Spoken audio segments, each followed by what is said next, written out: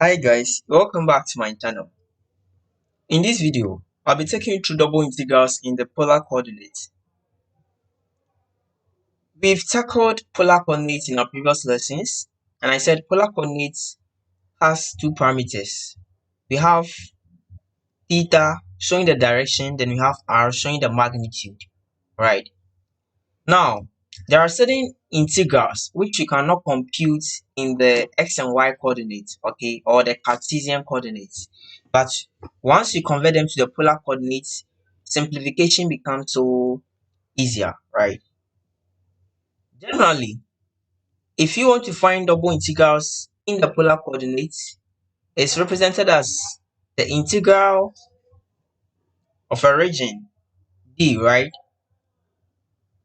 And this region, so let me define a region here for you. So integral in the polar region is given as, we have alpha then beta, right, as our known limits. Then for our inner limit, we're going to have a function, two functions, right? So a function of theta, right? So a function 1 of theta, and you have a function 2 of what? Theta. Those are going to be our two limits of the inner function. So let's see. Our function then will be converted to the polar form. Remember that from Cartesian to polar coordinates, our x coordinate becomes r cos theta, and our y coordinate becomes r sine theta, right? So here I'm going to get a function of what? R cos theta, comma r sine theta. Then our dA, that is the region which what we are integrating with respect to, now becomes r, right, dr d theta, as simple as that. R dr d theta. So for you to compute any integral in the polar coordinate, it should follow this dimension. That is, always your theta should be the outer limit, always. Okay, then your r should be a function within, right? Then also you should introduce this r here, which is very necessary. Most students try it, most students forget to bring it, and it will make you wrong. Okay, it's very necessary, don't forget that. So you have to convert the function 2 into the polar form, right? So let's see, I have a question here. A double integral of 2xy dA over a region D, and the D is defined as the portion of the region between the circles of radius 2 and radius 5 centered at the origin that lies in the first quadrant. So you can imagine we have our region to be what? A portion of circles between, he said a portion of the region between the circles of radius 2. So a circle of radius 2, let's say here is 2, right? So you're going to have one radius here. Then the circle of radius centered at what? 5. So let's say 5.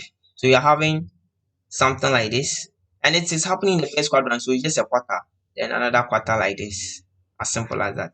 So we are looking out for the integral here, and this is in the circular domain. In the circular domain, it's so easier to work with what? Polar coordinates, right, rather than going by the Cartesian, which things are going to be complicated. Okay, because the reason why we are using polar coordinates is that the region which our function is defined on is not in the Cartesian form, because this is a radii, right? Radius. We are dealing with radius, right? So that should give you a hint that you should go to the polar coordinates. On that note, our 2xy need to be converted towards a polar form, right? As well as our limit. How do we get our limit?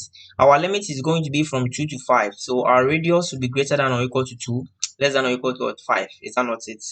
Greater than or equal to 2, less than or equal to 5. Okay.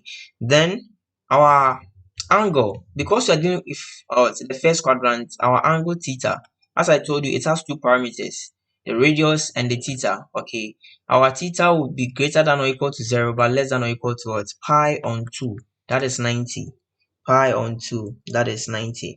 So these become the two set of limits that will be required for our integral. So straight away, I'll have double integral, and as I told you, our outer integral is always for what? For theta. Take note. So I'll bring my 0 to pi on 2 outside. Then integral, I'll have 2 to 5. Then my function, which is 2 multiplying x. But I know x is always r cos theta. Is that not it? Then my y is what? R sine what? Theta. So once you have this, we introduce our dA, and dA, as I said, is defined by r dr d theta, r dr d theta, right? So once you have this, we are almost through, because this was application of what, like this is just integral, how to integrate, as simple as that. So at this point, let's do our simplification. 0 to pi on 2, 2 to 5. Then here I'm going to have 2, I have r, so 2r cubed. Then I have cos theta, I have sine theta, right? Then I have the r d theta. So here I'm integrating with respect to r, not theta. For the first set of integration, I'm integrating with respect to r, not theta. Then now, whenever you have cos, sine adding together or being side by side like this, we try to use the identity sine 2n or sine 2 theta. Okay, so you have to convert this to sine 2 theta. And if you want to introduce sine 2 theta here, what do you do? If you want to introduce sine 2 theta here, so let's see something here. So from here, from our function, as I said, yeah. So to bring in sine 2 theta, what is sine 2 theta? What's the formula for sine 2 theta? So remember that sine 2 theta is what? 2 cos, right? 2 cos theta sine theta. Is that not it? 2 cos theta sine theta. So meaning that if you want to find sine 2 theta, I have to introduce what? Another 2, or even this 2 itself is going to what? This 2 right here. When I combine it with this, should give me sine theta. So I'm going to have 0 to pi on 2, right? 2 to 5, r cubed sine 2 to 2 theta, right? Like this. The r the theta. That is, I've converted this towards sine 2 theta. Okay, and now at this point I want to integrate with respect to r, so I'm going to have r to the power 4 over 4, right? Then I have my outer integral 0 to pi on 2. Then my sine 2 theta will come. It's just a constant, you know, tackle it.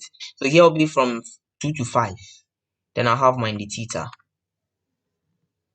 So I'm going to make my substitution. Wherever I see r, I have to put what? 5. Then I'll have to put 2.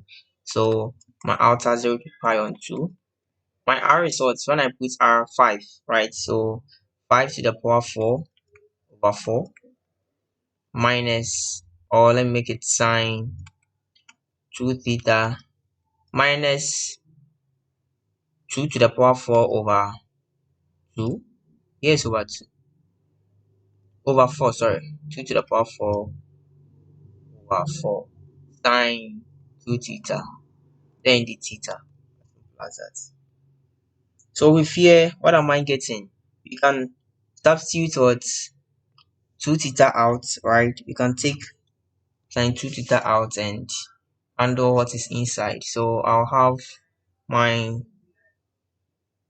integral 0 to pi on 2 sine 2 theta, right? Then I'll have 5 to the power 4 over 4 minus 2 to the power 4 over 4. I have the theta. Now this whole expression will give me 609 over 4, right? 609 over 4.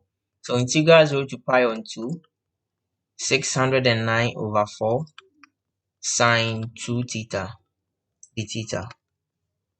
So what do we do? Here too, you are going to integrate with respect to theta. So our focus is here. So that will be, we divide by 2, right? So we're going to have 609 over 4 times 2, so over 8, right? Then here we change to what? Cosine. Is that not it? But it's going to be what? The negative form as well. So we're going to have the negative cos, right? Negative cos what? 2 theta, right? And I'll have my 0 to pi on 2. So when I make my necessary substitution, putting in pi on 2, what am I going to get? For the pi on 2, obviously now I'll get 0, right? So I'll have 0 minus the expression, but the whole thing is minus already. Okay, so let's make it here. Negative 609 over 8 cos 2 theta. And I'm saying that when I put pi on 2 inside, I'm going to get what? So cos 180 is negative 1, right? Yes, so negative 1. Then I'll have my, so I can tackle only what I have here. So if I put my negative 609 out over 8, open brackets, So cos 180 negative 1 minus the expression. When I put 0 inside, I get what? 1, right? 1. So this gives me what? Negative 2 times this, my minus 1 will cancel. I'm going to have 609 over 4 as the solution. So thank you. That's all I have for you in this video.